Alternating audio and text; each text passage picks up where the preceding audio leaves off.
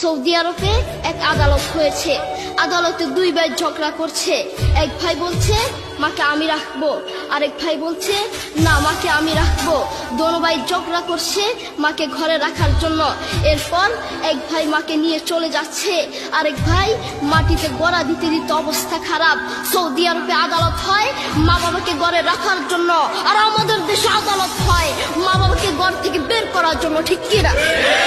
যুবক, তোমাকেই বলছি, তোমার বন্ধু তোমার আপন নয়, তোমার বউ তোমার আপন নয়, তোমার শ্বশুর শাশুড়ি তোমার আপন নয়। এই পৃথিবীর বুকে আপন হলো তোমার মা এবং তোমার বাবা। করোনা আসার পরে প্রমাণ করে দিয়েছে কে আপন।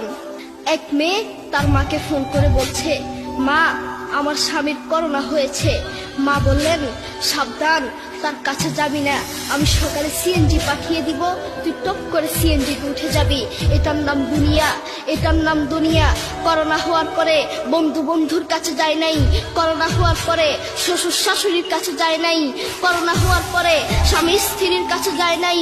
কিন্তু করোনা হওয়ার পরে এখনো ইতিহাস আছে, মা তার ছেলেকে গিয়ে চুমু খেয়েছে। করোনা হওয়ার পরে এখনো ইতিহাস আছে, বাবা তার ছেলেকে কাঁধে নিয়ে হাসপাতালে গিয়েছে, ঠিক কিনা?